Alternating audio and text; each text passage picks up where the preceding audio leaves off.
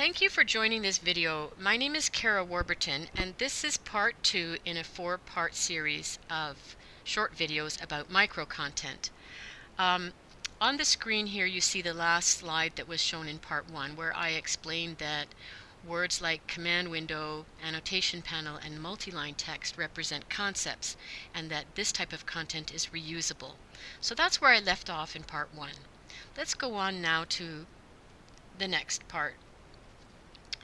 First, I would like to explain what microcontent is. Let's take a look at a few definitions here. Okay, so according to Wikipedia, a usability expert named Jacob Nielsen was the first to use the word microcontent, although actually I find that a bit hard to believe. Anyways, Mr. Nielsen defines microcontent as short content like headlines that can be understood out of context. Okay, that was 1998. Then in 2002, a fellow named Anil Dash, who is simply known as a blogger, extended the notion to any piece of content that conveys one primary idea or concept. And he gives as examples weather forecasts, instant messages, and article abstracts. Well, I agree with the idea that microcontent is content that expresses one primary idea or concept. I don't think his examples are quite right. I don't know about you, but these examples actually, for me anyways, contain multiple concepts. Take the weather forecast, for example. It's going to include things like temperature, wind, rain, sun, and so forth. So I guess it all depends on how you define a concept. So anyways, for me, those two definitions we just saw, they just aren't faithful to the true meaning of the word micro. Micro is a Greek word meaning extremely small, minute. The examples that they give simply aren't micro enough. I see these definitions as being ostensible, not based on real empirical observation. They seem to be driven by popular culture, how we deliver content through social media, on smartphones, and the like. There is in fact a long tradition, going back long before 1998, of studying microcontent in language sciences, such as lexicology, terminology, and linguistics.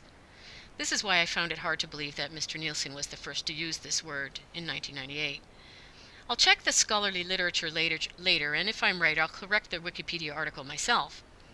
In any case, scholars in these language sciences view microcontent as content that is univocal, that is, content that has one meaning. So let me rephrase this idea. Text that corresponds to a concept is microcontent. Usually it's a single word or a few words. We saw examples of command window and annotation panel in the sentence I showed you earlier in part 1. It's at this level, the level of concepts, that content is actually translated. Translators don't translate words, sentences, or paragraphs. They translate concepts. That's why viewing microcontent as content corresponding to a concept and managing content at this micro level is essential for good translation. These units of microcontent are often called terms. Terms express key concepts in an organization. This slide shows a word cloud from a company that produces antivirus and security software for mobile devices.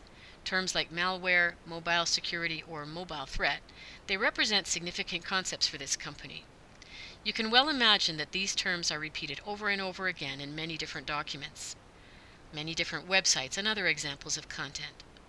Obviously, it's very important for this company that these terms are used properly and consistently everywhere, and that they're translated appropriately in different language versions of their content and their websites and so forth.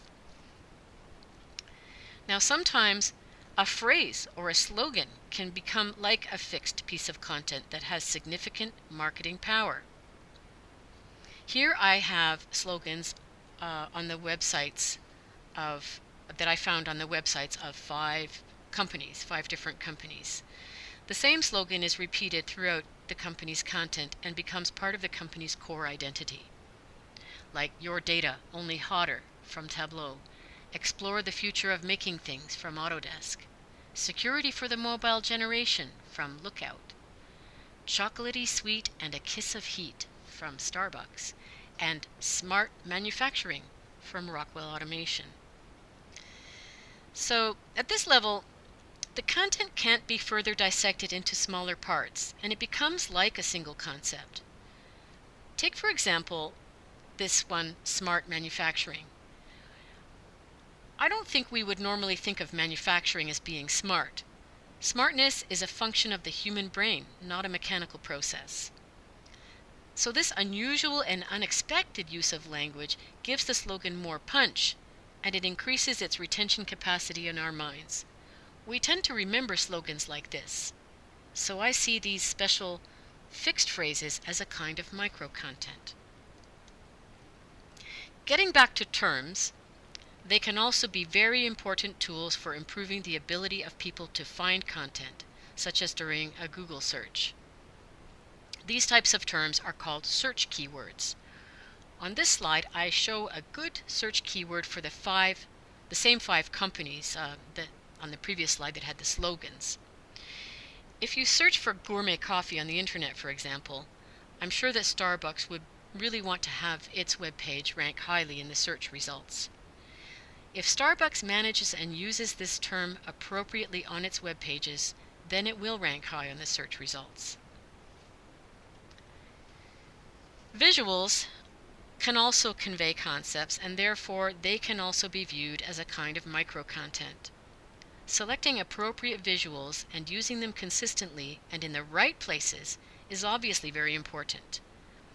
In order to achieve this, you have to put certain controls in place. Okay, so this is the end of part 2. I'd like to invite you to continue with me in part 3.